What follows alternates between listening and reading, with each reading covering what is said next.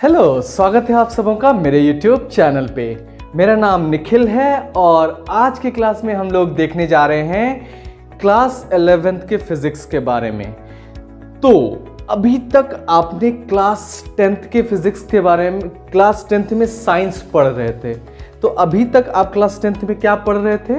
Science के बारे में पढ़ रहे थे। और इस साइंस में आपको क्या क्या इन्वॉल्व था? उसमें फिजिक्स भी था कि नहीं? फिर उसमें क्या था आपका? केमिस्ट्री भी था और फिर उसमें बायोलॉजी भी था।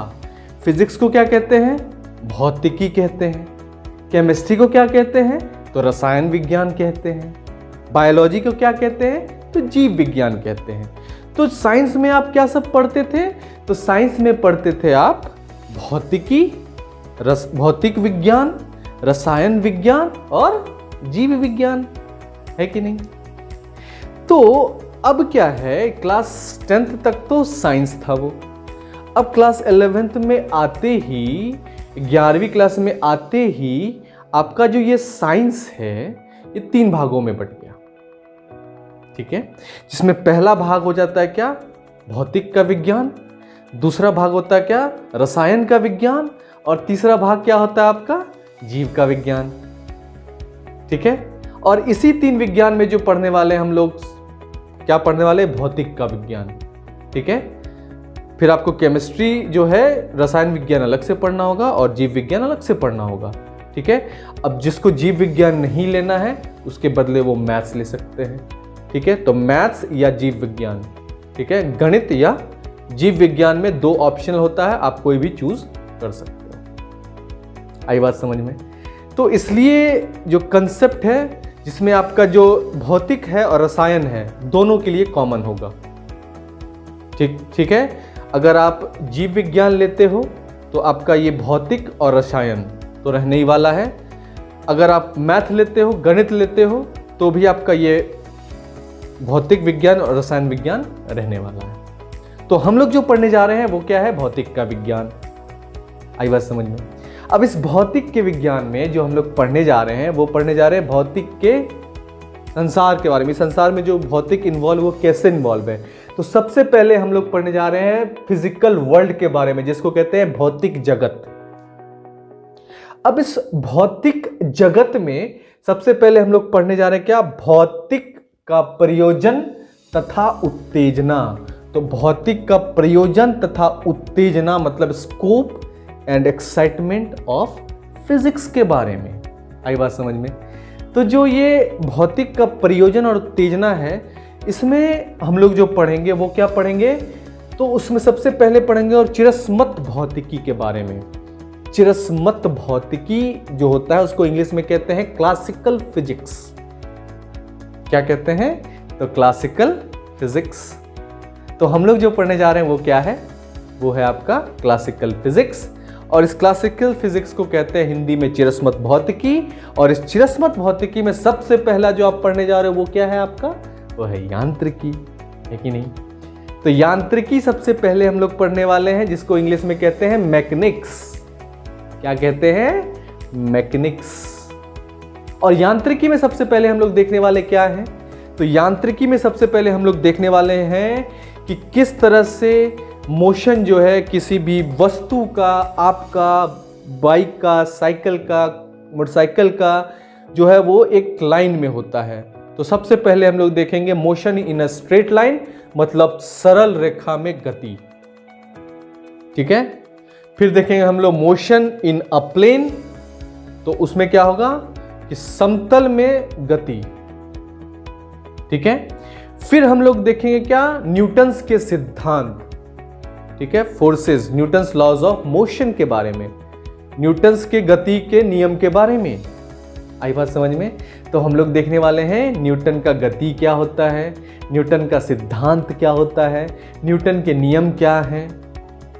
ठीक है, उसके बाद हम लोग पढ़ेंगे कि न्यूटन के नियम के साथ साथ हम लोग जो पहला नियम है, दूसरा नियम है और तीसरे नियम के बारे में पढ़ेंगे, जिसमें आपको न्यूटन्स का फर्स्ट लॉ इन्वॉल्व होगा, न्यूटन्स का सेकेंड लॉ इन्वॉल्व होगा, न्यूटन्स का थर्ड लॉ इन्वॉल्व होगा, है ना? फिर इसी सिलसिले में जब ये सारा कंसेप्ट आप समझ जाओगे तब आप आओगे घूर्णन विधि में, जिसको कहते हैं रोटेशनल, इंग्लिश में क्या कहते हैं? Rotational mechanics.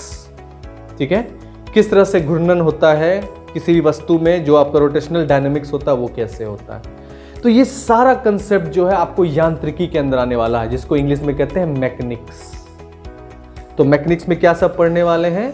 एक तो पढ़ने वाले हैं सरल रेखा में गति, फिर समतल में गति, फिर आपका पढ़ने वाले हैं न्यूटन्स के सिद्धांत के बारे में, फिर आपका पढ़ने वाले हैं घूर्णन विधि के बारे में।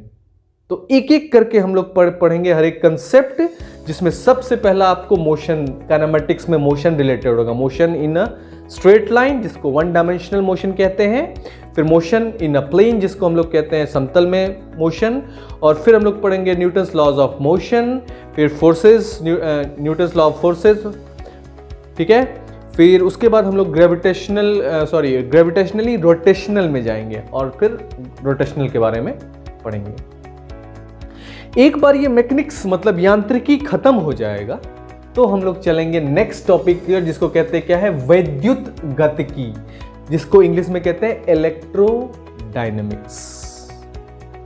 या फिर ये इलेक्ट्रोडायनेमिक्स बेसिकली आपको अभी नहीं पढ़ना है, ये आपको क्लास 12th में पढ़ना है। तो क्लास 12th में जो है, चूंकि बोर्ड एग्जाम होता है, तो क्लास 12th में आपको इलेक्ट्रोडायनेमिक्स के बारे में पढ़ना है। और इलेक्ट्रोडायनेमिक्स में आपको जो है पढ़ना क्या है, इलेक्ट्रिक चार्जेस के बारे में, जिसमें आपको इलेक्ट्रोस्टैटिक्स होगा। फिर आपको पढ़ना होगा क्या, इलेक्ट्रिक करंट के बारे में। तो जब इस रेस्ट में चार्ज होता है तो इलेक्ट्रोस्टैटिक कहते हैं, और जब वही चार्ज आपका मोशन में आ जाता है तो उसको कहते हैं इलेक्ट्रिसिटी, है कि नहीं। तो बस वही सारा कंसेप्ट है, इसी कंसेप्ट को आपको पढ़ना है, ठीक है। तो ये क्लास 12th में देखेंगे। उसके बाद हम लोग देखेंगे थर्मोडायनेमिक्स के बारे में। जैसे थर्मोडायनेमिक्स में क्या होता है, आपका हीट का जो कंसेप्ट है, किस तरह से हीट होता है, किस तरह से जो है आपका वो गैस का कंसेप्ट होता है। तो जितना भी हवा, गैस, हीट, प्रेशर, ये सब से रिलेटेड कंसेप्ट है, वो सब आपका थर्मोडायनेमिक्स में होता है। थर्मो मतलब होता ही हीट है, और इस थर्मोडायनेमिक्स को हिंदी में कहते हैं उष्मा गतिकी। जब उष्मा का गति हो, मतलब जब हीट का मोशन हो, गति हो, उसको थर्मोडायनेमिक्स कहते हैं। आई बात समझ में। तो ये सब सारा कंसेप्ट हम लोग कहाँ पढ़ने वाले हैं, थर्मोडायनेमिक्स में पढ़ने वाले हैं, ठीक है। उसके बाद एक और जो है ग्रेविटेशनल फोर्सेस के बारे में पढ़ेंगे, ग्रेविटेशनल लॉज के बारे में पढ़ेंगे।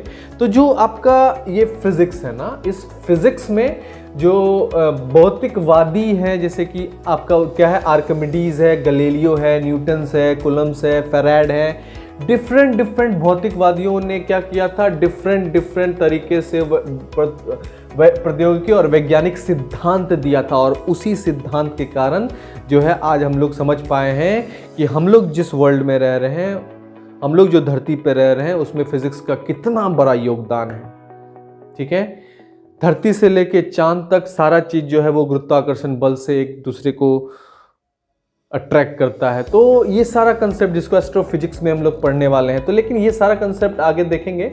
तो अभी मूलभूत जो है, वो मूलभूत बल जो मौजूद है वो हमारी धरती पे, वो क्या सब है। तो सबसे पहला आता गुरुत्वाकर्षण बल पे, जो मुझ पे लग रहा है, आप पे लग रहा है, दुनिया में हर एक वस्तु पे लग रहा है, ठीक है। तो हम लोग गुरुत्वाकर्षण बल के बारे में पढ़ेंगे, जिसको ग्रेविटेशनल फोर्स कहते हैं, है कि नहीं। इसको क्या कहते हैं, ग्रेविटेशनल फोर्स कहते हैं। फिर उसके बाद हम लोग पढ़ेंगे क्या, इलेक्ट्रोमैग्नेटिक के बल के, जो इलेक्ट्रोमैग्नेटिक वेव्स के कारण ही आपका मोबाइल से ट्रांसमिशन हो पा रहा है, ठीक है। कॉल लगाते हो मोबाइल से लग जाता है, इंटरनेट यूज कर पा रहे हो, ये सब क्या है, इलेक्ट्रोमैग्नेटिक वेव के कारण हो रहा है, जो आपके आसपास मौजूद है, ठीक है। किसी को आप कहीं से वीडियो देख रहे हो, कहीं को वीडियो भेज रहे हो, व्हाट्सएप यूज करो, इंस्टाग्राम यूज करो, फेसबुक यूज करो, ये सब हो कैसे रहे, सब इलेक्ट्रोमैग्नेटिक वेव्स का ये कमाल है। आई बात समझ में। फिर जो है नेक्स्ट आपका क्या है, फिर आपका न्यूक्लियर फोर्सेस के कारण इलेक्ट्रिसिटी मिल रहा है आपको, इतने सारे सरकार की तरफ से आपको सुविधाएं मिल रही है, सब किसका कमाल है, न्यूक्लियर एनर्जी का कमाल है। तो न्यूक्लियर एनर्जी जो होता है एक बहुत इंपॉर्टेंट रीज़न है हमारे क्या, देश के संप्रभुता के लिए। मतलब देश को मजबूत करना तो आपको क्या करना होगा, अपने नाभिकीय बल को, मतलब न्यूक्लियर फोर्सेस को स्ट्रॉन्ग करना होगा, ठीक है। न्यूक्लियर वार तो हो नहीं सकता है, क्योंकि इसमें क्या है, न्यूक्लियर वार में आपका क्या होता है, थोरियम रिलेटेड होता है। तो मतलब ये क्या है, आपका बहुत एटम बम बनता है इससे, तो बहुत सारा चीज़ जो है उस चीज़ को मतलब रिस्ट्रिक्ट करके रखना चाहिए, नहीं तो क्या हो जाएगा, दिक्कत हो सकता है। तो ये सारा कंसेप्ट आपको क्या है, 1 by 1 डील करने होंगे। तो बेसिकली जो मेरा समझना है कि जो फिज़िक्स पार्ट है, इस फिज़िक्स में सबसे पहले मैं आपको जो सिखाने वाला हूँ वो क्या है, पहला चैप्टर यूनिट एंड डायमेंशन है, जिसमें आप देखोगे क्या, तो जिसमें आप देखने वाले हो वही कि लेंथ क्या होता है, ब्रेथ क्या होता है, एरिया क्या होता है, वॉल्यूम क्या होता है, क्षेत्रफल क्या होता है ना। तो वो सब कंसेप्ट 1 बाय 1 डील करने वाले हैं, जो कि फर्स्ट चैप्टर में आपको यूनिट एंड डायमेंशन में आता है। फिर हम लोग देखेंगे दूसरे चैप्टर से, फिर आपको मज़ा आने वाला है, जिसमें सरल रेखा में गति क्या होता है, फिर समतल में गति क्या होगा, है ना। फिर आप लोग देखोगे न्यूटन का सिद्धांत क्या होता है, फिर आप घूर्णन विधि देखोगे, तो आपको मज़ा आना शुरू हो जाएगा सेकेंड चैप्टर से। फर्स्ट चैप्टर थोड़ा सा बोरिंग है यार, उसको थोड़ा सा झेलना तो पड़ेगा आपको, और उसको झेल लोगे तो उसके बाद फिर सारा चीज़ आसान है कि नहीं। तो इसलिए जो हम लोग करने वाले हैं वो क्या करने वाले हैं, सबसे पहले आपको ये मैंने इंट्रोडक्शन दिया कि ये है क्या, ठीक है, जिसमें आपको ये सारे मूलभूत फोर्सेस हैं, फिजिकल वर्ल्ड के बारे में, भौतिक जगत के बारे में हम लोग ने देखा क्या है ये सारा कंसेप्ट। अब इसके बाद हम लोग थोड़ा सा यूनिट्स एंड डायमेंशन देख लेंगे, उसमें डायमेंशन फार्मूला कैसे डिराइव करना है उसको सीख लेंगे। फिर उसके बाद जो थर्ड चैप्टर है वहाँ से आपको मज़ा आने वाला है, ठीक है, वहाँ से आपको बिल्कुल ही अच्छा लगने वाला है।